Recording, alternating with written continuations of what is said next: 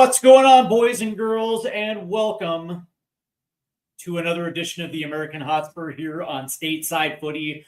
I am your host, Steve Silver, and my God, man, this is the first opportunity that I've actually had to talk about this because obviously the transfer window for Europe closed on Monday, and of course, this is the first opportunity I've had to talk about it.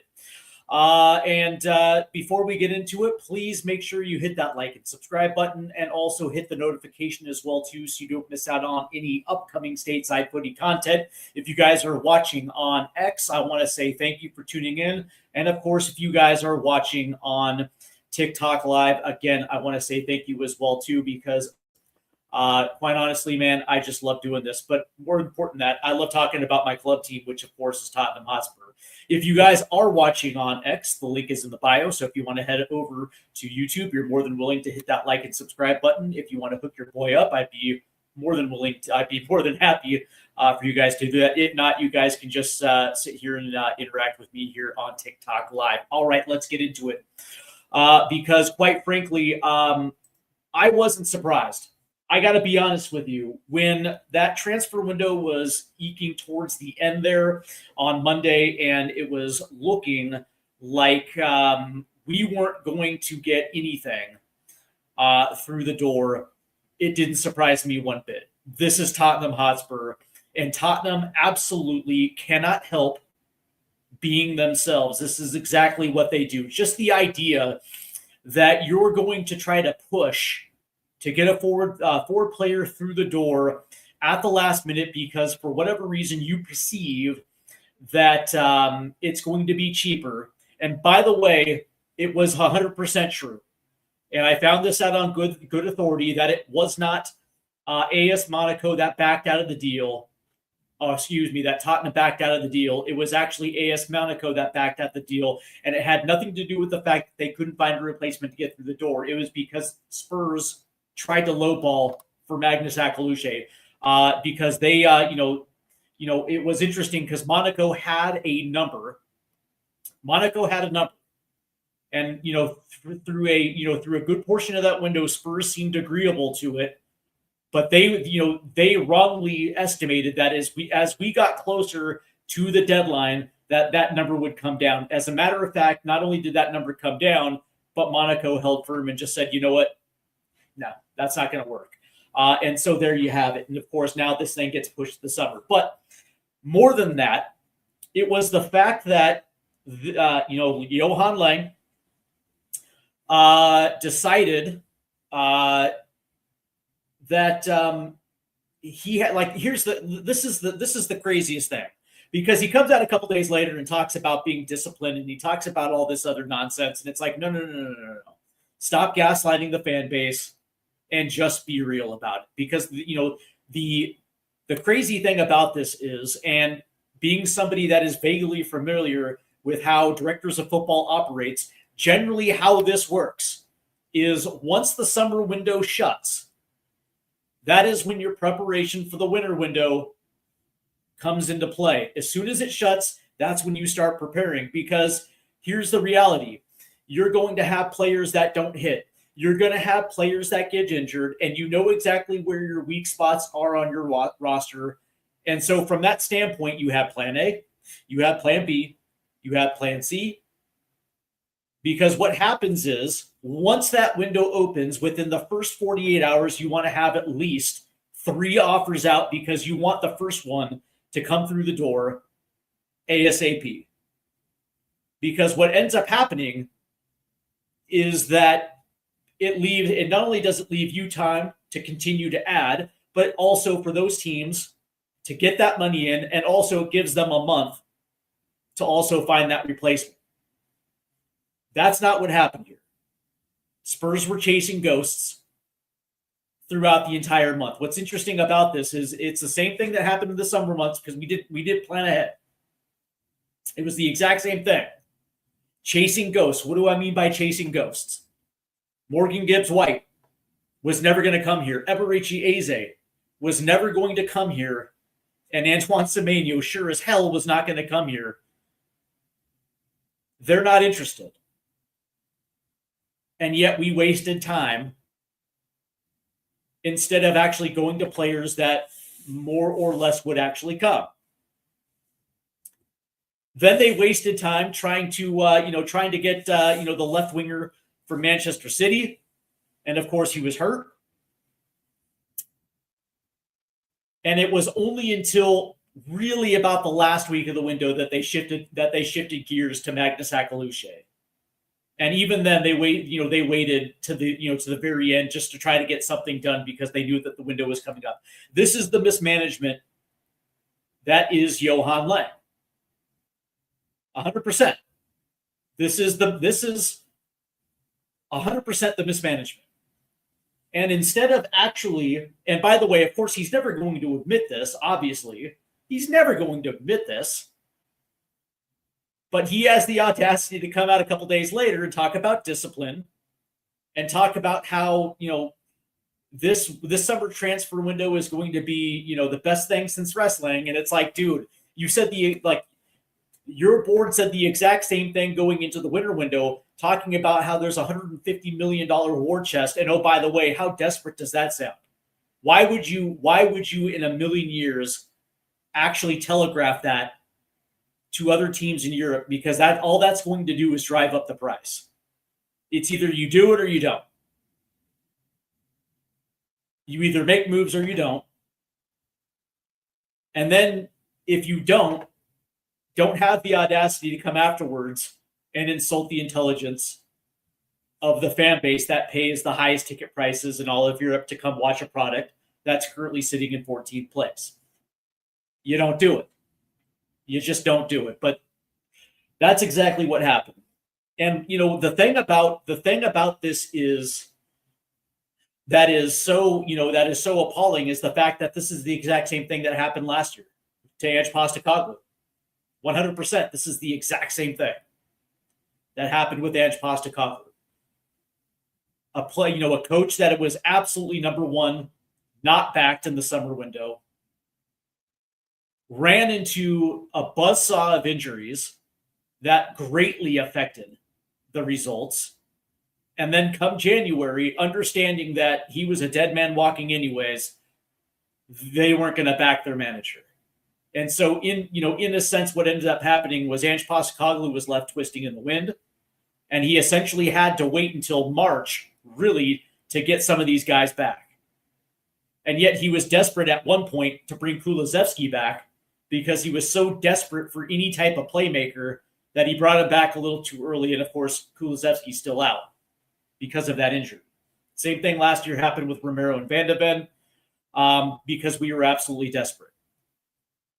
And now we're in the exact same situation. We desperately needed bodies through the door. Desperately needed bodies through the door. And this is what our football executives decided that this was, it's okay. It's okay.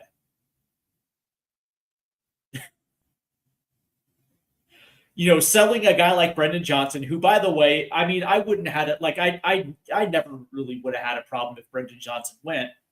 That really wasn't the issue. It's the fact that as soon as Brendan Johnson goes, Mohamed Kudus goes down, and now we don't have a right winger.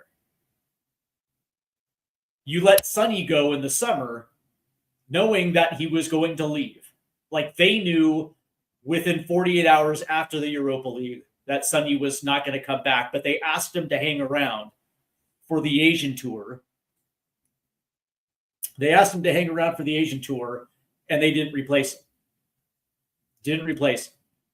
Meanwhile, Mikey Moore goes out on loan, and really what you have is Wilson Odebear on the left, Kudus on the right, and then you have Brendan Johnson, who's kind of the backup for both positions. We were so weak on the wings. And then you go ahead and sell the backup to both. And now you have to try to pigeonhole Matisse Tell in there, and you try to have to potentially, there was talk of even moving Richarlison back out to the left-hand side. Of course, Richarlison's hurt, so it's a complete moot point at this stage. But that being said, this is where we're at. This is where we're at, to the point where Thomas Frank had to adjust his tactics just so he can field an 11. That's where we're at. We absolutely needed bodies through the door. Absolutely. We're 14. We're sitting in 14th place in the Premier League. We're equal points closer to the bottom than we are to European spots. And by the way, we're not going to start getting bodies back until March at the earliest. March until the earliest. And this is where we're at. And it's like you can't help but think the worst, which is this is another manager that he's hung out to dry. And yet a guy like Johan Lang is still has a job. Now, I don't have a problem if Vinny Venkatesham stays in the CEO. That doesn't necessarily bother me because he's more business than he is football. But that being said, if you're going to hire another director of football because you want two people to do the job, okay, fine. Go find two new directors of football because understandably, Johan Lang is just not cut out. It's seriously just not cut out for this job. It is gross mismanagement that would allow something like this to happen. Absolute gross mismanagement on such a fundamental level. And by the way, we're failing forward. We're failing forward. It's 100% true. Because again, man, we are close.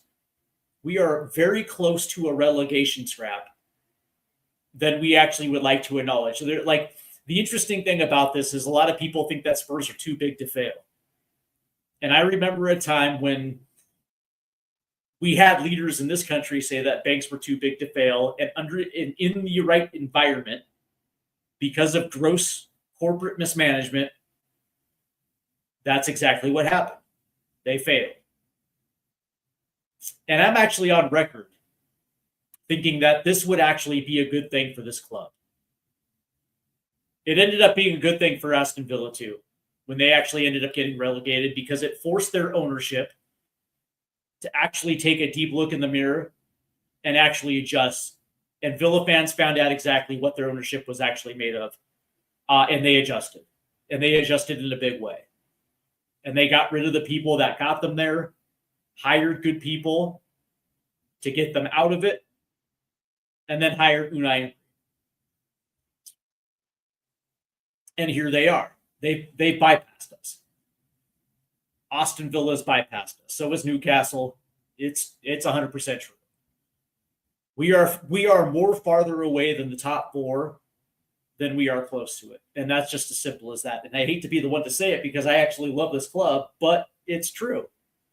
It's true. We have been driven into the ground. And it's been a slow burn since the Champions League appearance. It has been an absolute slow burn. When you think about what happened after that Champions League appearance, I think we went 3 windows without a transfer, burned through multiple coaches, and never rebuilt that team, and never actually brought in the next wave. And as this thing was going down, instead of actually making the investment of bringing in equal or similar players to the Dejan Kulusevskis and the Rodrigo Betancourts of the world, or the Mickey Van de Vens or the Christian Romberos, people that are actually on that level, they went youth in a big way. They went youth in a big way. Players that weren't ready. Players that actually ended up having to play because of the injury situation. And then this summer, it wasn't enough. It wasn't enough. We were still multiple positions without a deputy. And all it takes is a couple injuries for this thing to unravel, and here we are. And then on top of the whole Thomas Frank situation where, we don't know exactly what the inner plans are, whether or not he's going to be here next year or not. Whether he's going to be here in a month, we don't know. Chances are pretty good he'll probably be here to the end of the season, but you get my point. You get my point. But not only was the mismanagement so gross on a level, our captain, Christian Romero, actually goes out of his way to slam the board again. This is like weeks after he first did it. What's going on, Adrian? I hope you're doing well. Spurs diehards, TTID. Hope you're doing well, Adrian. Our captain comes out weeks after he did it the first time. And he says what's going on with the ambition, with the injuries. He called it an absolute disgrace, and it is. And it is. And because Christian Romero had the wherewithal to say it, he put himself in a position where he's absolutely done.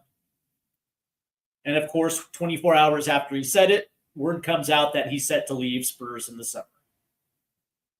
Which wouldn't surprise me if he left Spurs in the summer. I mean, he's under contract, so it is what it is. But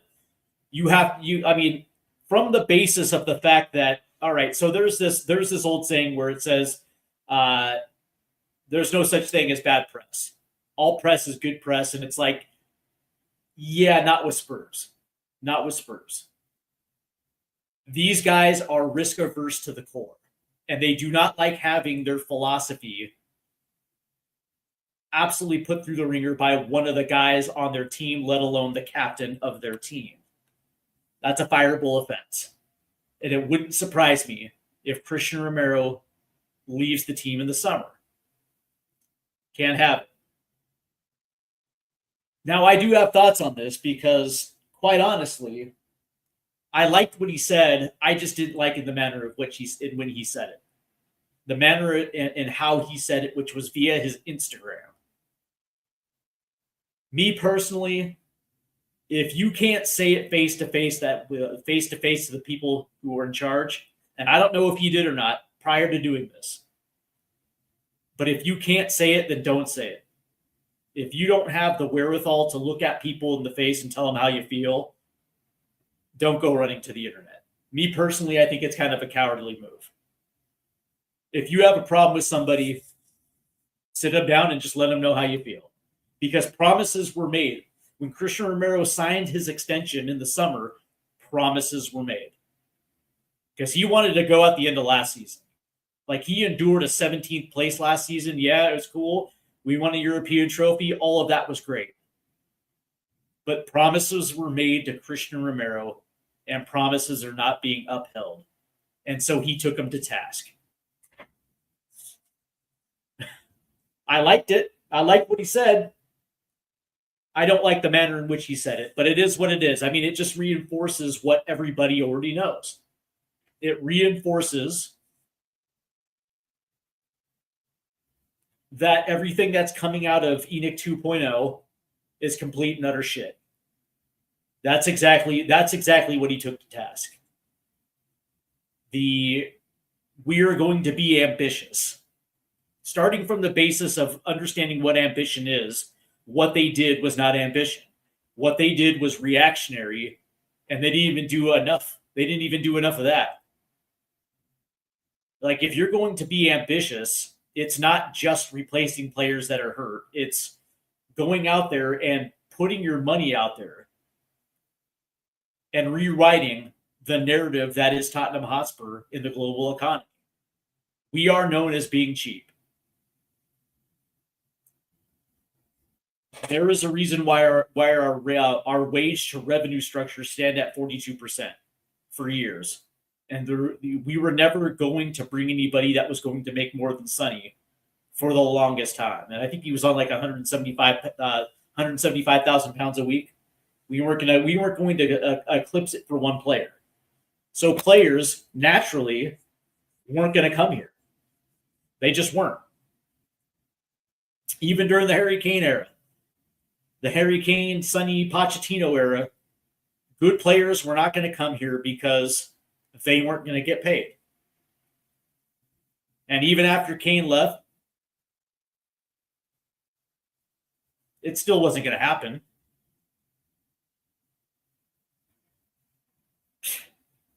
It still wasn't going to happen until they kicked out Daniel Levy.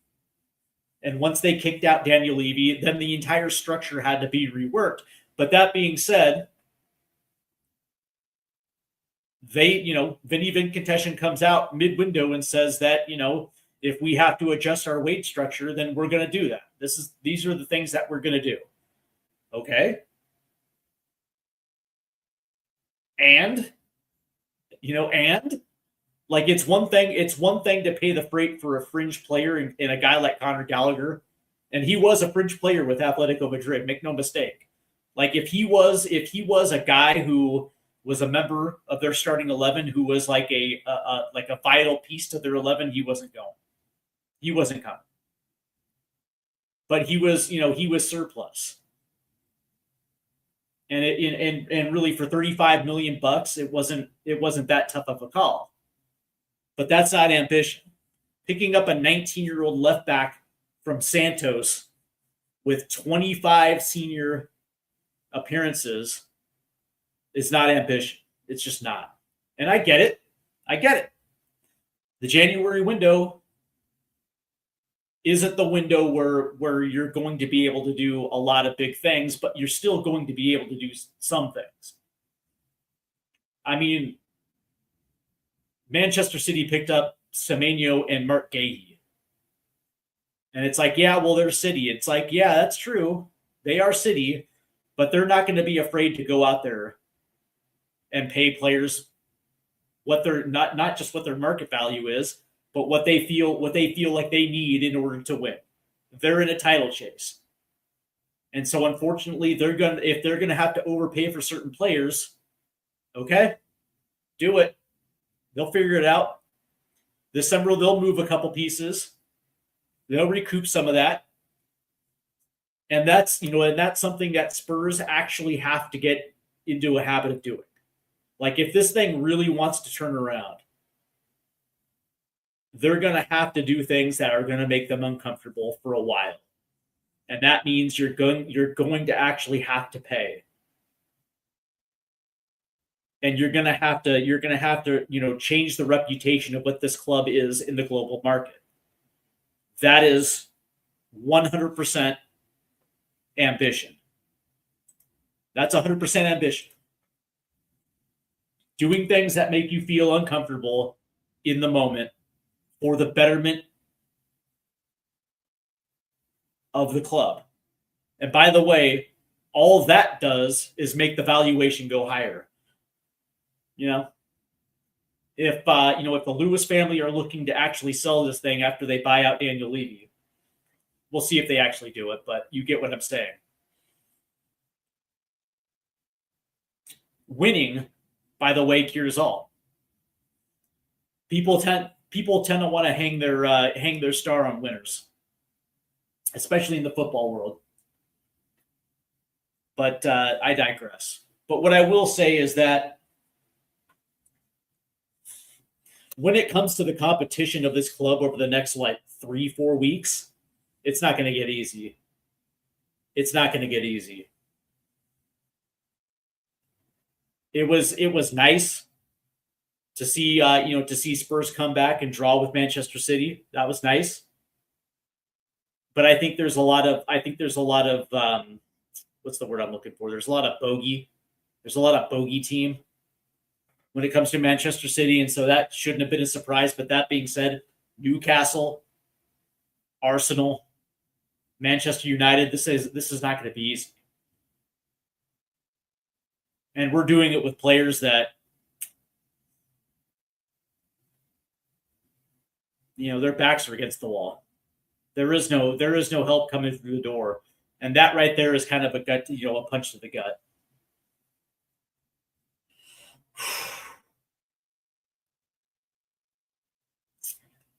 Man.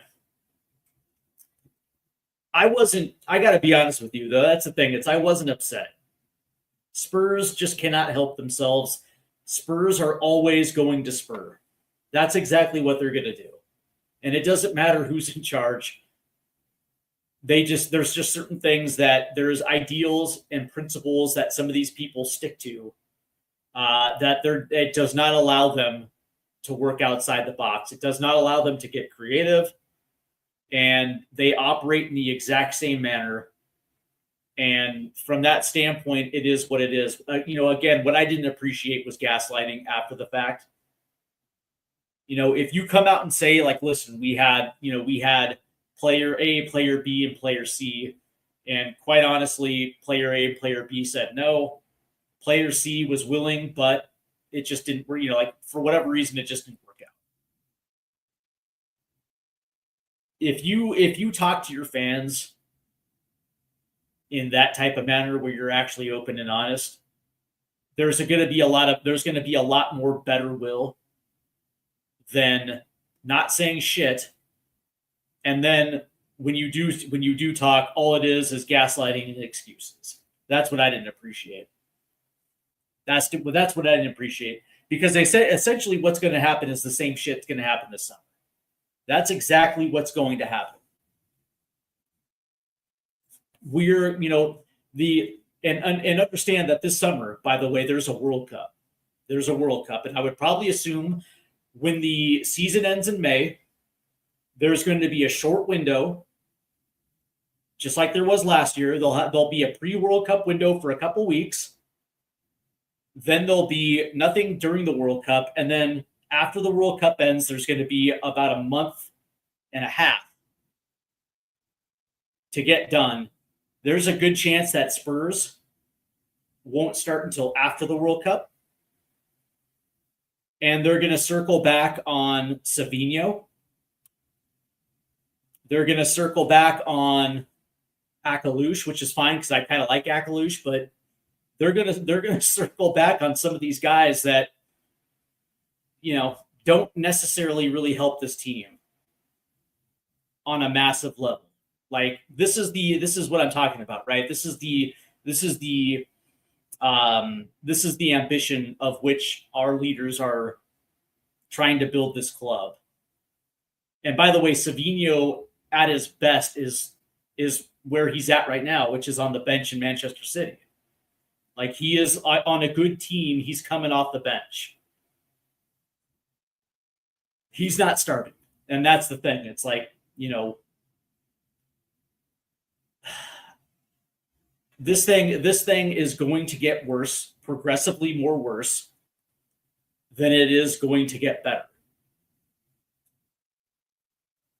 And the only remedy to this is bringing in a coach that actually has high standards, that challenges players. That is how you're going to get the best out of this team, because I still think that there's talent there. I still think Spurs possess some talent. Whether or not a guy like Thomas Frank is going to be able to milk it is something completely different, and that's something that I just don't believe in. But not only do I not believe in it, but what I will say is the fact that there is a fundamental gap in communication between Johan Lang and Thomas Frank. And you would think that those two would be on the same page, but the reality is Thomas Frank has a specific style of football in which he wants to play, and there is a certain profile of player that fits that profile. And Johan Lang is not bringing in players that fit that profile. And so from that standpoint, this team is going to continue to fail forward to the point where it's going to bottom out. And at that point, this team goes down to the championship, and all of a sudden they got a clean house, because players, the only players that are coming down to the championship are your Archie Grays and Lucas Bergvalls and Wilson Odebears and Matisse Tells, potentially.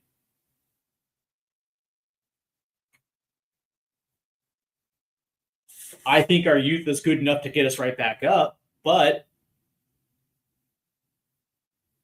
the last thing you want is to be put in a situation where we're talking about relegation to begin with, anyways. But unfortunately, that's kind of where we're at.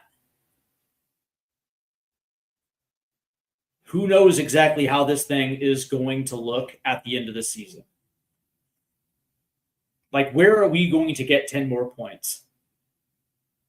Because 10 more points is probably what we're going to need. Anywhere between 37 and 40 points. How are we going to get it? I guess the conventional wisdom with this board is that certain players are going to be back before the end of the season. We might get Madison back earlier than expected. We might get Kulusevski back. We're going to get Kudus back. And all of a sudden, the attack is going to look a little bit better. But who knows if that's going to be a little too late.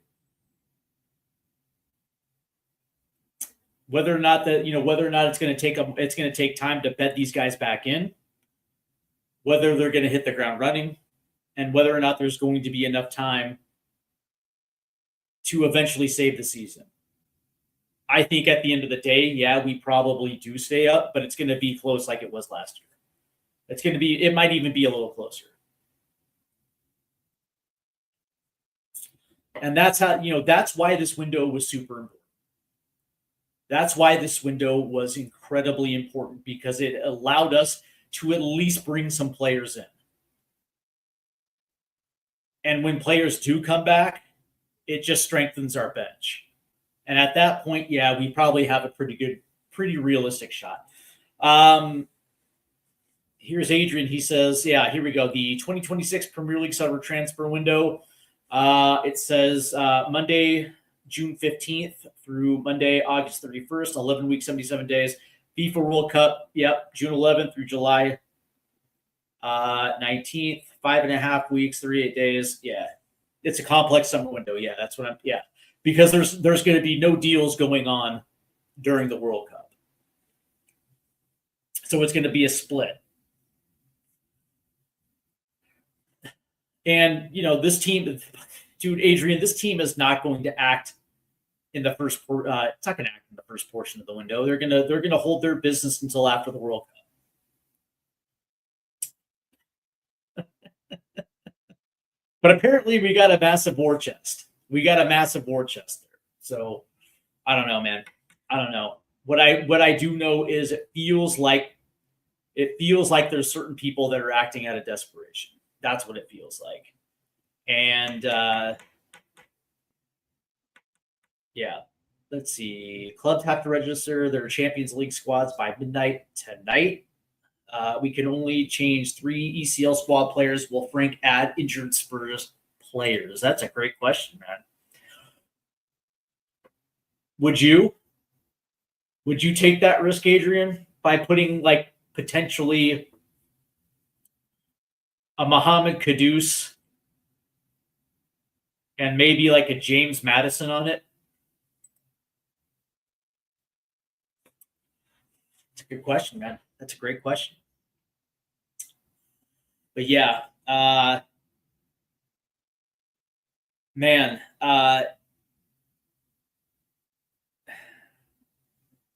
yeah, because it's funny. Yeah, Decky, Madison, Betancourt, Kudus, to name some. Yeah, I don't know, man. I would be tempted to go Decky, Madison, Kudus, and just leave Betancourt off. That would be my. Because you would probably assume those, for a fact Kudus and Madison are going to be back. Decky might be the wild card, but it's better to have them on that roster. But I don't. Can you even register injured players? That's a good question. But again, that was the big reason why this transfer window was absolutely massive for Spurs, because it was an opportunity to add depth before the summer window. Because there's going to be outgoings this summer, 100%. There's going to be up to 5 outgoings. But that being said, it's like if you were able to bring in a couple wingers in this window, not only does it help in the short term, but it also helps you in the long term this summer, because now all of a sudden those guys that you brought in either are going to challenge for a starting spot or they're just going to lengthen your bench. And next year, theoretically speaking, if you did your job correctly, now all of a sudden we potentially have a squad that might be able to compete. Maybe. But it is what it is. And it was just an absolute fumble. It was an absolute fumble. So, yeah, man. That's my big worry, is whether or not we gave ourselves enough time for the rest of this season. Or even better yet, whether or not this board is leaving another manager twisting in the wind. Maybe the decision's already been made, and they're playing Frank out the same way that they played Ange out last year. Like, they already know they're going in a different direction, so they weren't concerned with bringing him in players. Maybe that's what's going on behind closed doors, and it makes sense. It absolutely makes sense.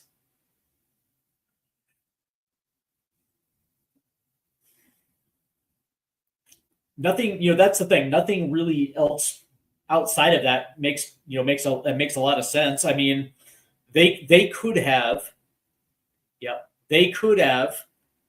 gotten a couple deals done in the first portion of that January window. They absolutely could have, and they elected not to. Outside of Souza, we must bring Mikey Moore, Luka Vuskovic, and without a doubt. I actually would have brought those two back in January. I would have. Mikey Moore is absolutely on fire for Rangers right now, and Vuskovic is the best center back in the Bundesliga right now. Yeah, 100%. And you would, and right now you would take Vuskovic over.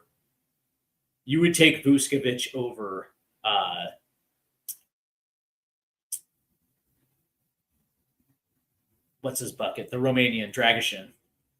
100% you take Vuskovic over Dragishin. But it was an opportunity missed, man. Opportunity missed, and now all of a sudden we're coming into this weekend's match against Manchester United in a rough position, man. In a rough position. And when you look at the contrast between both clubs, man, and what's happened with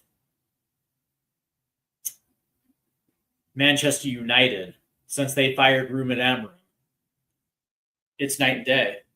And it just goes to show you that you absolutely can.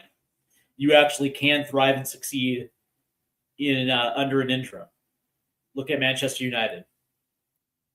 They weren't going to be active in the window anyway, but so it was a little bit of a difference. It was a little bit of a different scenario. But that being said, it's like, they're not the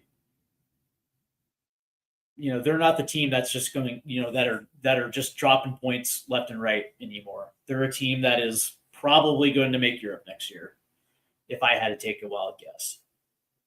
And it's just a night and day differential. But that being said, it's like, we're stuck with a board that doesn't know how to run a football club. At the end of the day, that's really what it comes down to. These people are not qualified to run a football club, let alone my football club.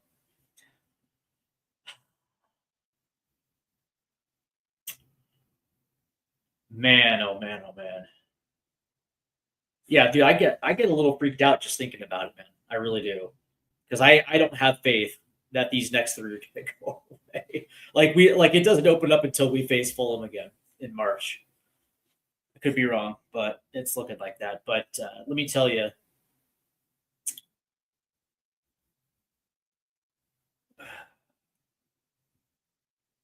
the fact that we still haven't replaced a club legend yet, and we also got rid of a backup that was absolutely needed.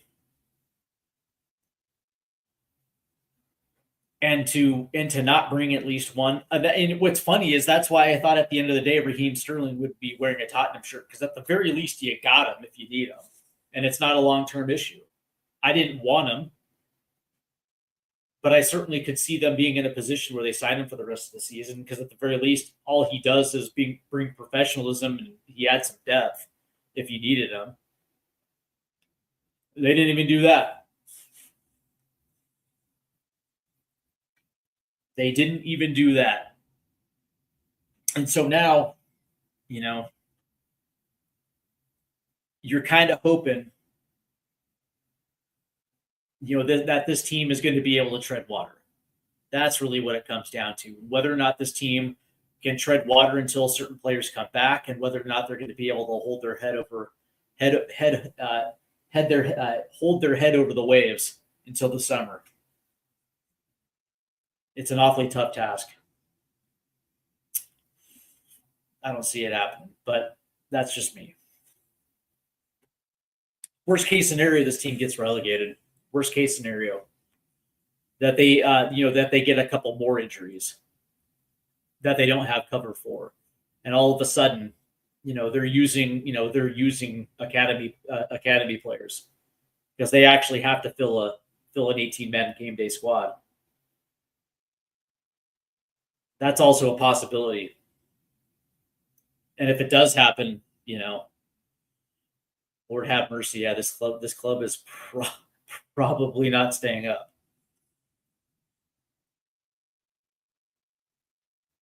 That's my biggest fear. I'll be the first one to admit it. That's my biggest fear, that we entertain a few more injuries. So, all right. Well, I wanted to come on here tonight, to talk a little bit about it, because again, this is the first opportunity they had to really talk about it. And again, it didn't surprise me that this is how it played. It didn't surprise me one bit, because again, this club literally cannot help stepping on its own dick. It really can't. The patterns are still the same. The ambition, regardless of what they're saying, still plays out in the same manner. And so here we are again for the second straight season, in a league position that we shouldn't necessarily be in, with a manager that may or may not fit, and a board that refuses to back him. And the only people that are getting hurt are the people that are paying the ticket prices to go watch it.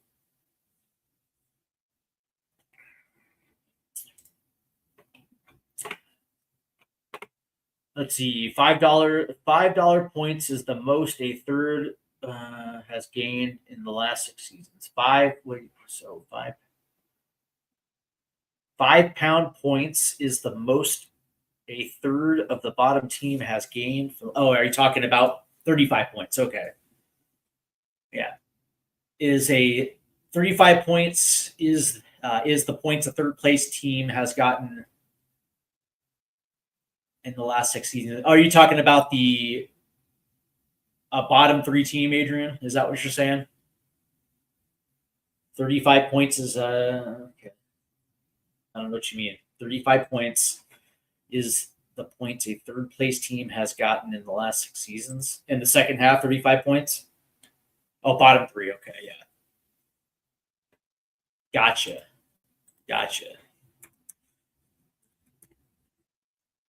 Well, it's going to take us, because currently right now we're sitting on 29 points. It's going to take 11 points. That's really going to get us to safety.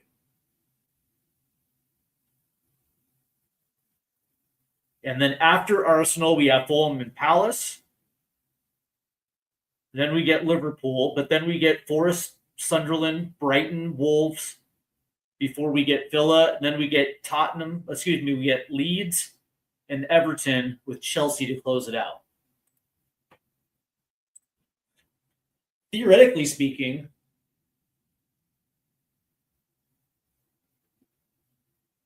We have 14 games remaining, 3 points. Oh, 3 wins is enough. Yeah, 9 points. Yeah, probably would. The question is where the 9 points, Adrian? With this team currently right now, where our form currently is the best in the Champions League, but there's no correlation between form in the Champions League and the Premier League. We look absolutely downright dreadful in the Premier League.